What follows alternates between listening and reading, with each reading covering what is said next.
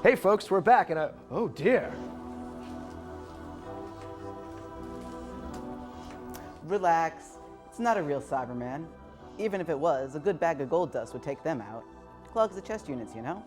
But not every Cyberman is the same, as you can see here. The look of the Cyberman has changed drastically over the years. The original Cybermen were created by Kit Pedler and Jerry Davis for the 1966 story, The 10th Planet. Here, costume designer Sandra Reed, not having the money to show translucent heads and arms, settled on a silk jersey mask, wool jersey body suits with an added layer of plastic, outfitted with a cream-woven plastic tubing. Note that these Cybermen didn't even have gloves.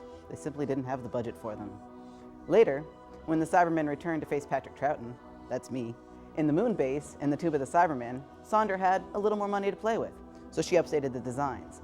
They molded fresh helmets and chest units from fiberglass, but retained the handlebars, which would be one of the constants throughout all of the designs. They used a PVC suit backed with a linen material and vacuum cleaner tubing. Often they had to repurpose found items to make the budget stretch farther on the series, and in this case, the joints used were practice wiffle balls. By the time of The Wheel in Space and The Invasion, both my serials, the helmets got another makeover. These suits used were rubber wetsuits painted silver. Combat boots, leather motorcycle gloves were also repurposed for these suits. Then it brings us to the Cybermen we have here in the studio. Yes, actually, this costume is based on the Alistair Bidwell design used for The Revenge of the Cybermen in 1975. Producer Philip Hinchcliffe looked over what was left of the Invasion outfits, and upon seeing that only 2 of them remained intact, he had a new design recommissioned. These Cybermen featured rubber and foam wetsuits. This version in front of me here has a neoprene wetsuit base and leather leggings to create the straight leg look. The tubing is for stereo cable wiring, although the original used vacuum cleaner tubing again. The shoulder pods in the original were French soap containers, although these are just spice tins. The elbow and knee joints are just aluminum dryer ducting.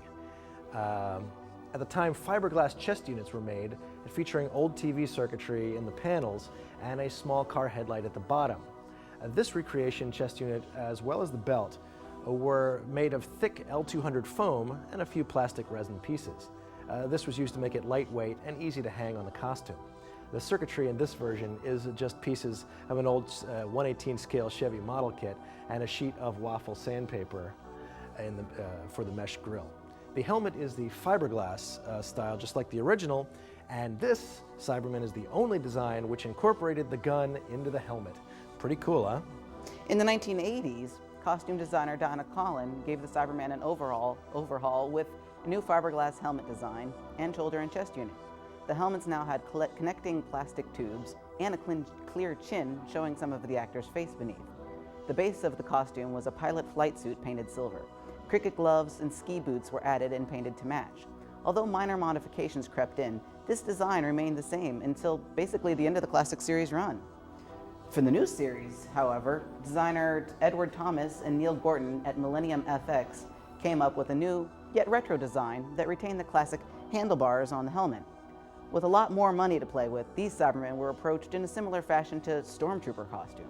A black unitard base was used. Then a process of cold cast aluminum powder was added to a polyester resin backed in fiberglass for the helmet, arms, legs, and body sections. I still think they look best and scarier in black and white. Well, the new series Cybermen are obviously the best. Serves him right. No respect for his elders. Anyway, let's see what's happening with the Doctor's latest enemies in this next episode.